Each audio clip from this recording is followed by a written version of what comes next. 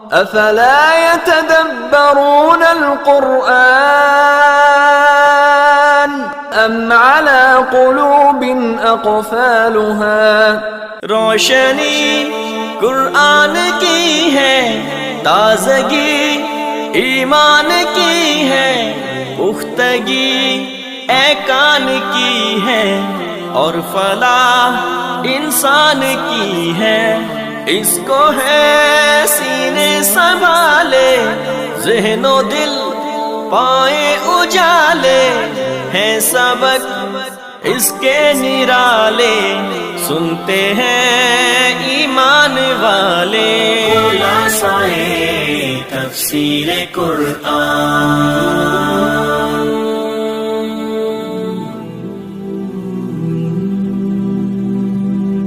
اللہ تعالیٰ نے معیشت کی بہتری کے لیے ایک بہترین اصول بیان فرمایا۔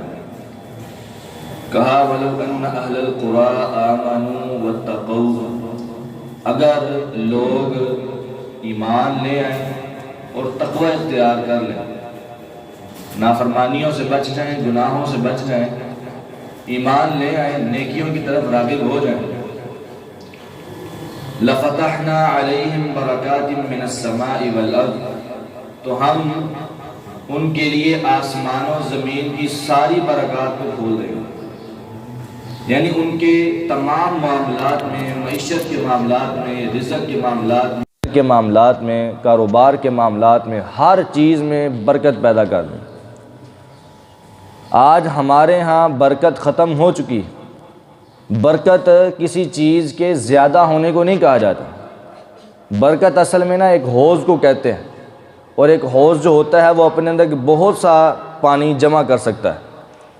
تو برکت کسی بھی چیز میں اللہ تعالیٰ کی طرف سے خیر کا زیادہ ہونا، اس کو برکت کہتے ہیں۔ تو اللہ کہتے ہیں کہ میں آسمان و زمین کی ساری برکات اس بستی والوں پر نازل کر دوں گا، ساری برکات ان کو دے دوں گا جو ایمان لاتی ہے اور تقوی اختیار کرتی ہے۔ تقوی کسے کہتے ہیں؟ نیکی کی طرف راغب رہنا اور گناہ سے بچتے رہنا۔ حد الوسع، جتنی انسان کی استطاعت، جان بوجھ کے گناہوں کی طرف جانا یہ تقوی نہیں ہوتا، اور گناہوں کے راستے کو لازمی اور جان بوجھ کے اختیار کرنا یہ بھی تقوی نہیں ہے۔ گناہوں کے راستوں سے بچنا، جتنی انسان کو اللہ نے استطاعت دی ہے اس استطاعت کو اس کے مطابق گناہوں کے راستوں سے بچتے رہنا، نیکی کو زیادہ سے زیادہ کرتے رہنا، یہ انسان کے تقوی کی علامت ہے۔ اور اللہ تعالی ہمیں تقوی اختیار کرنے کی توفیق عطا فرمائے۔ آگے اللہ کہتے ہیں کیا لوگ اس چیز سے بے خوف ہو گئے ہیں کہ ان کے پاس میرا عذاب رات کو آ جائے اور وہ سو رہے ہو؟ اور آگے کیا بستی والے یہ لوگ جو ہیں یہ بے خوف ہو گئے ہیں کہ دوپہر کو ان کے پاس میرا عذاب آ جائے؟ یہاں سے پتہ چلتا ہے کہ اللہ تعالیٰ جزا اور سزا کا معاملہ دنیا میں بھی کر سکتے ہیں۔ آج کل ہمارے ہاں یہ ذہن پایا جاتا ہے نا کہ شاید انسان کے اعمال کا جزا اور سزا کا جو معاملہ ہے یہ آخرت میں ہی ہوگا۔ ہم جتنے بھی اعمال کر رہے ہیں، لو جی ویکھی جائے گی قیامت والے دن جو بھی ہوئے گا، ساڈے نبی علیہ السلام سانو بخشوا لین گے، ذہن پایا جاتا ہے۔ حالانکہ ایسی بات نہیں۔ اللہ تعالیٰ نے پورے قرآن میں بارہا مرتبہ یہ بات کہی ہے، وَلَنُذِيقَنَّهُم مِّنَ الْعَذَابِ الْأَدْنَىٰ دُونَ الْعَذَابِ الْأَكْبَرِ لَعَلَّهُمْ يَرْجِعُونَ، ہم ان لوگوں کو چھوٹے چھوٹے عذاب دیتے رہتے ہیں، چھوٹی چھوٹی سزائیں دیتے رہتے ہیں ان کے گناہوں کی وجہ سے، ان کی کمائی ہوئی گناہوں کی وجہ سے، کہ یہ لوگ شاید نیکی کے راستے کی طرف واپس آ جائیں لَعَلَّهُمْ يَرْجِعُونَ۔ اللہ تعالیٰ یعنی انسان کو سیدھے راستے کی طرف واپس لانے کے لیے چھوٹے چھوٹے عذاب دیتا رہتا ہے۔ کبھی زلزلہ آ گیا، کبھی کچھ آ گیا، کبھی جناب سیلاب آ گیا، کبھی کچھ، یعنی اللہ تعالیٰ یہ دیکھ لیں جو کرونا تھا، ڈینگی تھا، یہ سارے معاملات اللہ تعالیٰ کیوں دیتا ہے؟ اپنی جو جتنے بھی بندے ہیں ان کو سیدھے راستے کی طرف لانے کے لیے۔ لیکن سب سے بڑی بدبختی یہ ہے کہ ان سارے عذابوں کو دیکھ کر بھی ہم اللہ کی طرف نہیں آتے، ان سارے عذابوں کو دیکھ کر بھی ہم اللہ کی طرف نہیں آتے۔ اس سے بڑی بدبختی کیا ہو سکتی ہے کہ ہم اللہ تعالیٰ سے اور دور ہو جاتے ہیں ان عذابوں کو دیکھ۔ نعوذ باللہ من ذالک۔ اللہ تعالیٰ کہتے ہیں کہ کیا لوگ اس بات سے بے خوف ہو گئے ہیں کہ وہ میرے عذاب سے ڈرتے ہی نہیں ہیں؟ آگے اللہ تعالیٰ نے موسیٰ علیہ السلام کا اور فرعون کا جو آپس میں مکالمہ ہے دعوت کے والے سے وہ بیان کیا ہے کہ اللہ تعالیٰ نے موسیٰ علیہ السلام کو 2 بڑے معجزات دیے تھے۔ ایک یہ معجزہ تھا کہ ان کی لاٹھی جو تھی وہ سانپ بن جاتی تھی، اور دوسرا کیونکہ اس وقت کے ہر نبی کا معجزہ جو ہوتا ہے وہ اس وقت کے لوگوں کے مطابق ہوتا ہے، جو اس وقت عروج پر چیز چل رہی ہوتی ہے اس کے مطابق اللہ تعالیٰ اپنے نبی کو معجزہ دیتے ہیں۔ تو اس وقت کے لوگوں میں جادو بہت زیادہ عام تھا، تو اللہ تعالیٰ نے موسیٰ علیہ السلام کو بھی یہی چیز عطا فرمائی، حالانکہ یہ جادو نہیں ہے، معجزہ دیا اللہ تعالیٰ نے کہ موسیٰ علیہ السلام کی جو لاٹھی ہے وہ سانپ بن جاتی تھی، اور دوسرا موسیٰ علیہ السلام اپنی بغل میں سے ہاتھ نکالتے تو وہ روشن ہو جاتا، چمکدار ہو جاتا۔ تو یہ موسیٰ علیہ السلام کو اللہ تعالیٰ نے 2 معجزات دیے، اور یہ انہوں نے فرعون کے دربار میں کیے بھی، جس سے اللہ تعالیٰ نے ان کو فتح نصیب کی۔ اس کے بعد بھی فرعون نے اور آل فرعون نے موسیٰ علیہ السلام کی بات نہیں مانی، تو اللہ تعالیٰ نے ان پر عذاب کو نازل کیا۔ فارسلنا علیہم الطوفان والجراد والقمل والضفادع والدم آیات مفصلات۔ اللہ تعالیٰ کہتے ہیں بہت سے عذاب ہم نے ان پر نازل کیا، طوفان ہم نے ان پر نازل کیا، ہم نے ان کے اوپر ٹڈی دل کا عذاب جو ہے نا وہ نازل کیا، پھر ہم نے خون کا عذاب ان پر نازل کیا، بہت سے عذاب ان کو، جموں کا عذاب یہ بھی اللہ تعالیٰ نے ان پر یعنی آل فرعون پر نازل کیا، لیکن یہ پھر بھی باز نہ آئے، اور بنی اسرائیل پر فرعون پھر بھی ظلم ہی کرتا رہا۔ یعنی اللہ تعالیٰ نے ان کو چھوٹے چھوٹے عذاب دیے تاکہ یہ واپس آ جائیں، جس طرح انہوں نے اللہ تعالیٰ کی بات نہیں مانی اور پھر بھی سیدھے راستے کی طرف نہیں آئے، آج ہمارا بھی یہی حال ہے کہ چھوٹے چھوٹے عذابوں کو دیکھ کر بھی ہم عبرت حاصل نہیں کرتے اور اللہ تعالیٰ کی طرف نہیں آتے۔ اللہ تعالیٰ ہمیں سمجھنے کی توفیق عطا فرمائے۔ آگے اللہ تعالیٰ نے نبی علیہ السلام کی اتباع کا حکم دیا ہے، الذین یتبعون الرسول النبی الامی الذی یجدونہ مکتوبا عندہم فی التوراۃ والانجیل۔ اللہ تعالیٰ کہتے ہیں وہ لوگ جو نبی علیہ السلام کی پیروی کرتے ہیں، الذی یجدونہ مکتوبا عندہم فی التوراۃ والانجیل، وہ چیز جو وہ پاتے ہیں تورات اور انجیل کے اندر بھی، یعنی نبی علیہ السلام کی نشانیاں جو ہیں وہ صرف قرآن مجید کے اندر نہیں بلکہ تورات و انجیل کے اندر بھی پہلے موجود تھیں، اور یہود و نصارہ اچھی طرح جانتے تھے کہ یہ نبی علیہ السلام اللہ کے سچے پیغمبر ہیں، اچھی طرح جانتے تھے کہ اللہ کے نبی علیہ السلام جو اب یہ تشریف لائے ہیں مدینے کے اندر، یہ اللہ کے آخری پیغمبر ہیں اور سچے پیغمبر ہیں، لیکن پھر بھی یہودی عیسائی اللہ کے نبی کو نہیں مانتے تھے۔ کیوں؟ حسد کی وجہ سے، بغض کی وجہ سے، ضد، عناد، کینہ کہ جو ہے نبی علیہ السلام یہ ہماری نسل سے کیوں نہیں آئے، بنو اسماعیل سے کیوں آئے، یہ حسد کی وجہ سے یہودیوں نے بھی نہیں مانا اور عیسائیوں نے بھی نہیں مانا۔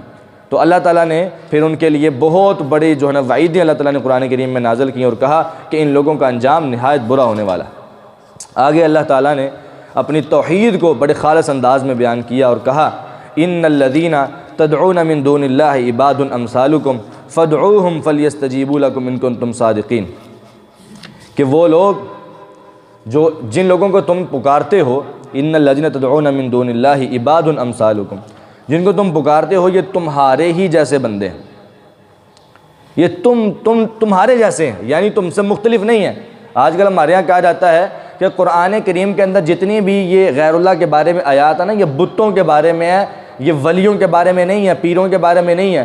حالانکہ ایسی بات نہیں ہے، اللہ تعالیٰ نے ہر اس ہستی کی بات کی ہے، ہر اس چیز کی بات کی ہے جس کی اللہ کے علاوہ عبادت کی جاتی ہے، چاہے وہ انسان ہو، چاہے وہ بت ہو، چاہے وہ پتھر ہو، حجر ہو، شجر ہو، جو مرضی ہو، غیر اللہ کے اندر ساری چیزیں آ جاتی ہیں۔ اللہ تعالیٰ کے علاوہ جس کی بھی عبادت ہوتی ہے، ہر چیز کی اللہ نے نفی کی ہے اور کہا ہے کہ ان سب کی عبادت کرنا گناہ اور شرک اکبر ہے، اور کہا ان الذین تدعون من دون اللہ عباد امثالکم، بے شک وہ لوگ جن کو تم اللہ کے علاوہ پکارتے ہو، اللہ کے علاوہ جن سے تم دعائیں کرتے ہو، جن کی تم عبادت کرتے ہو، وہ تمہارے ہی جیسے بندے ہیں، وہ تمہارے ہی جیسے۔ فادعوہم فلیستجیبوا لکم، اور تم ان کو پکارو، فلیستجیبوا لکم، تو وہ بھی تم کو جواب دیں، ان کنتم صادقین، اگر تم سچے ہو تو، اگر تم سچے ہو نا اپنی بات میں تو ان کو کہیں کہ وہ بھی تمہیں جواب دیں۔ تم دعا کرتے ہو، وہ تمہیں جواب کیوں نہیں دیتے؟ آج کہ تم جا کے ان کے پاس دعائیں کرتے ہو، کوئی جاتے کہتا ہے پیر صاحب، بابا جی، بزرگ جی، مجھے اولاد دے دیں، یہ دے دیں، مجھے رزق میں فراوانی چاہیے، میری معیشت ٹھیک کر دیں، میرا کاروبار ٹھپ ہو گیا، وہ ٹھیک کر دیں۔ ہر چیز کی تم جا کے دعا قبر پر کرتے ہو، ان کی طرف سے جواب کیوں نہیں آتا؟ اللہ کہتے ہیں کہ اگر وہ تمہاری پکار سنتے ہیں نا تو ان کو کہو کہ تمہیں جواب بھی دیں۔ پھر الہم ارجل یمشون بہا کیا ان کے پاؤں ہیں جو یہ چلتے ہیں؟ ام لہم ایدی یبطشون بہا، جن کو تم پکارتے ہو کیا ان کے ہاتھ ہیں یہ کہ پکڑ سکتے ہیں؟ ام لہم اعین یبصرون بہا، کیا یہ دیکھ سکتے ہیں؟ ام لہم آذان یسمعون بہا، کیا یہ سن سکتے ہیں؟ قل ادعوا شرکاءکم ثم کیدونی فلا تنظرون، اللہ کہتے ہیں بلاؤ اپنے شریکوں کو کہ وہ آ کے تمہارے بارے میں تدبیر کریں اور تمہارے معاملات کو سیٹ کریں۔ کبھی ایسا نہیں ہو سکتا۔ ان ولی اللہ الذی نزل الکتاب، بلکہ ہمارا دوست، ہمارا خالصتاً جو ہماری جس کی بھی عبادت کرتے ہیں وہ سارے کا سارا اس پوری کی پوری عبادت کا حقدار کون ہے؟ اللہ تعالیٰ۔ ہمیشہ انسان کو یہ کرنا چاہیے کہ ولی اللہ، میرا ولی، میرا دوست، میری عبادت کا حقدار وہ ہے الذی نزل الکتاب، وہ اللہ جس نے کتاب کو نازل کیا، اور وہی نیکوکاروں کا دوست ہے۔ یہ انسان کا عقیدہ ہونا چاہیے۔ آگے اللہ تعالیٰ نے کہا وَلِلَّهِ الْأَسْمَاءُ الْحُسْنَى فَادْعُوهُ بِهَا، اللہ تعالیٰ کے بہت اچھے اچھے نام ہیں، صفاتی نام۔ اللہ تعالیٰ کا ذاتی نام تو ایک ہی ہے اللہ، لیکن صفاتی نام اللہ تعالیٰ کے بہت زیادہ ہے۔ نبی علیہ السلام نے فرمایا ان للہ 99 اسما، بے شک اللہ تعالیٰ کے 99 نام، ویسے تو بہت سارے ہیں لیکن مشہور 99 ہیں۔ فرمایا من احصاها دخل الجنہ، جس بندے نے ان 99 ناموں کو اچھی طرح یاد کر لیا اور ان کے مطابق اپنا عقیدہ بنا لیا، وہ بندہ جنت میں داخل ہو جائے۔ 99 نام اللہ تعالیٰ کے اس نے اچھی طرح یاد کر لیے اور ان کے مطابق اپنا عقیدہ بنا لیا، وہ بندہ جنت میں داخل ہو گیا۔ کتنی آسان سی بات ہے، حالانکہ اس پورے جملے کے اندر پورا کا پورا اسلام اور پوری کی پوری توحید آ جاتی۔ اللہ تعالیٰ کے 99 ناموں میں اللہ تعالیٰ کی مکمل توحید موجود ہے۔ اللہ تعالیٰ سنتا ہے تو اس کا مطلب ہے کہ اللہ تعالیٰ تمام مخلوقات سے بڑھ کر، اس کی سماعت ہماری سماعت جیسی نہیں، اس کی بصارت ہماری بصارت جیسی نہیں، اس کے جتنے بھی کام ہیں اس کا قدرت کاملہ ہماری قدرت جیسی نہیں، اس کے سارے معاملات ہم سے کہیں زیادہ حد درجہ کامل درجے میں ہے، ہم تو اس کے مقابلے میں کچھ بھی نہیں ہے۔ آج جو لوگ اللہ تعالیٰ کی صفات کا انکار کرتے ہیں صرف یہ دلیل دے کر کہ لو جی ہم بھی سنتے ہیں اللہ بھی سنتا ہے، اس وجہ سے اللہ تعالیٰ کی صفت سماعت ہے ہی کوئی نہیں، نعوذ باللہ من ذالک، ہم بھی دیکھتے ہیں اللہ بھی دیکھتا ہے، اس وجہ سے اللہ تعالیٰ کی صفت بصارت ہے ہی کوئی نہیں، نعوذ باللہ من ذالک۔ یہ دلیل دے کر اللہ تعالیٰ کی صفات کا انکار کرنا نہایت کفر ہے، نہایت شرک ہے، اللہ تعالیٰ کی ذات کا انکار ہے۔ اللہ تعالیٰ نے اپنی ذات کے متعلق جتنا بتایا ہے اتنا ایمان لانا ضروری ہے، اس سے زیادہ سوال کرنا کفر اور بدعت ہے۔ اللہ تعالیٰ پچھلے پہر آسمان دنیا پر آتے ہیں، کیسے آتے ہیں نہیں پتہ، کیسے آتے ہیں جیسے اس کی شان کے لائق۔ اللہ تعالیٰ نے کہا میں آسمان دنیا پر آتا ہوں، ہم نے مان لیا کہ اللہ ہر رات تشریف لاتے ہیں، کیسے آتے ہیں یہ نہیں ہمیں بتایا گیا اور نہ ہی ہمیں ضرورت ہے کہ اس بارے میں سوال کریں۔ وَلِلَّهِ الْأَسْمَاءُ الْحُسْنَى فَادْعُوهُ بِهَا، اللہ کہتے ہیں میرے ناموں کا واسطہ دے کر مجھ سے سوال کیا کرو۔ وَلِلَّهِ الْأَسْمَاءُ الْحُسْنَى فَادْعُوهُ بِهَا، اللہ تعالیٰ کے ناموں کا واسطہ دے کر سوال کرو، اللہ سے دعا کرو، اللہ تعالیٰ قبول کرے گا۔ تو یہ بہترین دعا کا طریقہ ہے کہ انسان کو چاہیے کہ اللہ تعالیٰ کے ناموں کا واسطہ دے کر سوال کرے، جو بھی ہے، یا اللہ تو سننے والا ہے، یا اللہ تو تیرے صفت بصارت ہے، یا اللہ تیری صفت قدرت سے میں یہ دعا مانگتا ہوں، یا اللہ میں تو یا معز تو عزت دینے والا ہے، یا اللہ میں تیری صفت عزت سے تجھ سے سوال کرتا ہوں، تجھ سے مانگتا ہوں۔ یعنی اس طرح اللہ تعالیٰ کے ناموں کا واسطہ دے کر انسان کو سوال کرنا چاہیے۔ آگے سورہ اعراف کے آخر میں اللہ تعالیٰ نے قرآن کریم کے آداب بیان کیے ہیں، کہا وَإِذَا قُرِئَ الْقُرْآنُ فَاسْتَمِعُوا لَهُ وَأَنصِتُوا لَعَلَّكُمْ تُرْحَمُونَ، جب قرآن پڑھا جائے تو اس کو خاموشی سے سنو اور خاموش رہو تاکہ تم پر رحم کیا جائے۔ اس سے بہت سارے مسائل اخذ ہوتے ہیں۔ قرآن کریم غور سے سننا چاہیے، اور قرآن کریم غور سے سنیں گے، توجہ سے سنیں گے، خاموش رہیں گے تو اللہ کی رحمت نازل ہوگی۔ یہ حقیقی بات، اس میں ذرہ برابر کوئی شک نہیں، 100% صحیح کہ اللہ کی رحمت کے نزول کا سبب ایک ہی چیز ہے، قرآن کریم کو غور سے سنا جائے۔ آج اگر کسی کو کہتے ہیں نا کہ آپ کے گھر میں کوئی شیطانی مسئلہ ہے تو سورہ بقرہ لگائیں، سورہ بقرہ جو ہے وہ پڑھیں سنیں، اللہ تعالیٰ جو ہے وہ شیطانی مسئلہ ختم کر دے گا۔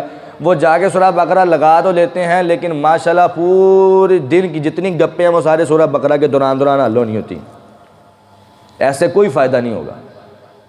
سورہ بقرہ پڑھنی پڑے تو پڑھنا شروع تو کر دیتے ہیں پر ساتھ ساتھ گپیں، ساتھ ساتھ اپنے معاملات بھی حل کر رہے ہوتے ہیں، ایسے کوئی فائدہ نہیں ہوگا۔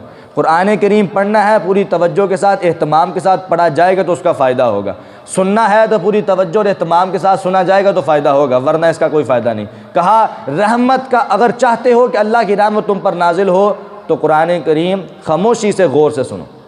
اس سے ایک غلط مطلب بھی لیا جاتا ہے، کچھ ہمارے ہاں لوگ اس آیت کو دلیل کے طور پر پیش کرتے ہیں کہ سورہ فاتحہ نماز میں نہیں پڑھنی چاہیے۔ اس کی وجہ یہ ہے کہ اللہ تعالیٰ نے کہا ہے کہ جب قرآن پڑھا جائے تو اس کو خاموشی سے سنو، تو اس کا مطلب ہے کہ سورہ فاتحہ ہم نے خاموشی سے سننی ہے، اس وجہ سے سورہ فاتحہ پڑھنی نہیں ہے۔ جب امام پڑھے گا تو ہم خاموشی سے سنیں گے، ہم نے خود نہیں پڑھنی۔ حالانکہ نبی علیہ السلام کی حدیث ہے اور بالکل صحیح روایت ہے، ذرا برابر کوئی شک نہیں ہے، فرمایا لا صلاۃ لمن لم یقرأ بفاتحۃ الکتاب، جس بندے نے نماز میں سورہ فاتحہ نہیں پڑھی اس کی نماز نہیں۔ بالکل صریح الفاظ، لا صلاۃ، کوئی نماز نہیں، لا صلاۃ نہیں ہے نماز، لمن اس بندے کی، لم یقرأ جس نے نہیں پڑھی بفاتحۃ الکتاب سورہ فاتحہ۔ جس طرح آتا ہے نا لا الہ، کوئی الہ نہیں ہے، کوئی الہ نہیں سوائے اللہ تعالیٰ کے، اور لا نبی بعدی، نبی اسلام کے بعد کوئی نبی نہیں، پوری مکمل نفی، کوئی نہیں ہے۔ اسی طرح لا صلاۃ، کوئی نماز نہیں ہے اس بندے کی جس بندے نے نماز میں سورہ فاتحہ نہیں پڑھی۔ اور سورہ فاتحہ یہ پڑھنا ضروری ہے، امام کے پیچھے پیچھے اگر بندہ پڑھے تو نہایت اللہ تعالیٰ پھر اس کی نماز قبول کرتے ہیں، ورنہ نماز قبول نہیں ہوتی۔ آگے اللہ تعالیٰ نے سورۃ الانفال کو نازل کیا۔ سورہ انفال یہ مدنی صورت ہے، جنگ بدر کے بعد یہ صورت نازل ہوئی تھی۔ اس صورت کے اندر اللہ تعالیٰ نے جنگ بدر کے حال و احوال بیان کیے ہیں، اور اللہ تعالیٰ نے مسلمانوں کو مشرکین کے ساتھ مقابلہ کرنے کی اور زیادہ ترغیب دلائی ہے۔ اس میں جہاد کا بہت زیادہ تذکرہ ہے، اس میں بھی اور سورہ توبہ میں بھی اللہ تعالیٰ نے مسلمانوں کو جہاد کی تیاری کا حکم دیا ہے، اور جہاد کے اندر راغب ہونے کا، جہاد کی ترغیب اپنے دل میں پیدا کرنے کا حکم دیا ہے، اور جہاد کی بہت زیادہ فضیلت اور شان بیان کی ہے۔ اللہ تعالیٰ ہمارے جتنے بھی مظلوم مسلمان ہیں ان کی مدد فرمائے۔ اللہ تعالیٰ ہمیں جہاد کی نیت کرنے کی توفیق عطا فرمائے اور جہاد کرنے کی بھی توفیق عطا فرمائے۔ آج واللہ باللہ تاللہ بہت ہمارا دل خون کے آنسور ہوتا ہے جب ہم مسلمانوں کو دیکھتے ہیں، مظلوم مسلمانوں کو، فلسطین کے بچوں کو، یہ چھوٹے چھوٹے بچے جو ہیں ان کا ایمان ہم سے بھی زیادہ مضبوط، اللہ کی قسم کھا کر کہتا ہوں چھوٹے چھوٹے بچوں کا ایمان ہم سے بھی زیادہ مضبوط ہے۔ ان کو اتنی زیادہ گولیاں لگتی ہیں، ہسپتال میں بیڈ پر پڑے ہوتے ہیں، لیکن پھر بھی ان کے چہرے پر مسکراہٹ ہوتی ہے اور کہہ رہے ہوتے ہیں حسبی اللہ لا الہ الا هو علیہ توکلت وہو رب العرش العظیم۔ یہ ساری طاقتیں بھی اکٹھی ہو جائے ہمارے لیے ہمارا اللہ کافی۔ ان کا ایمان ہم سے بھی زیادہ مضبوط۔ ہم اتنے بڑے ہو گئے، ہماری عمریں اتنی زیادہ ہو گئی، لیکن ہمارا ایمان ابھی بھی چھوٹے سے بچے کے جتنا بھی نہیں ہے۔ ان کے چھوٹے چھوٹے بچوں کا ایمان سب سے زیادہ ہے۔ جب ویڈیو دیکھتے ہیں تو اتنے ہنستے اور مسکراتے چہرے، اور گولیاں لگی ہوتی ہیں، زخم آئے ہوتے ہیں، لیکن پھر بھی بیچارے پریشان نہیں ہیں، اور ہم پھر بھی غفلت کی نیند سو رہے ہیں۔ اللہ کی قسم قیامت والے دن اس کا جواب دینا پڑے گا ہمارے حکمرانوں کو، ہماری طاقت والی جتنی بھی حکمران ہیں، حکومتیں ہیں، سب کو جواب دینا پڑے گا کہ مسلمان بچے اپنے گھروں میں سکون سے سو نہیں سکتے تھے اور تم یہاں پہ بیٹھ کے دنیا میں عیاشیاں کرتے رہے ہو، بتاؤ تمہارا کیا بنے۔ اللہ تعالیٰ ہمیں سمجھنے کی توفیق عطا فرمائے۔ نبی علیہ السلام نے فرمایا وہ بندہ نفاق پر مرتا ہے، وہ بندے کی موت منافقت پر ہوتی ہے جس بندے نے پوری زندگی گزاری اور اپنے دل میں جہاد کا شوق بھی پیدا نہیں کیا، وہ بندہ منافقت پر مرتا ہے۔ اپنے دل میں یہ رغبت لائیں، شوق لائیں کہ یا اللہ ہمیں موقع دے، ہم اپنے مظلوم بھائیوں کی مدد کریں۔ یا اللہ ہم مجبور ہیں، ہمارے ہاتھ پیر باندھ دیے گئے، ہمیں مجبور کر دیا گیا، ہمیں رہنے پر، چپ رہنے پر مجبور کر دیا گیا۔ یا اللہ ہم آج بھی کہتے ہیں، ہمیں کہا جائے، ہمیں ایک مرتبہ اجازت دے دی جائے، ہم فوری جا کے اپنی جان کو پیش کر دیں گے اور اپنے مسلمان بھائیوں کو بچا لیں گے۔ یا اللہ ہمیں توفیق عطا فرما، ہمارے حکمرانوں کو توفیق عطا فرما کہ مسلمانوں کی مدد کریں۔ اللہ تعالی ہمیں عمل کی توفیق عطا فرمائے۔ وآخر دعوانا ان الحمد للہ رب العالمین۔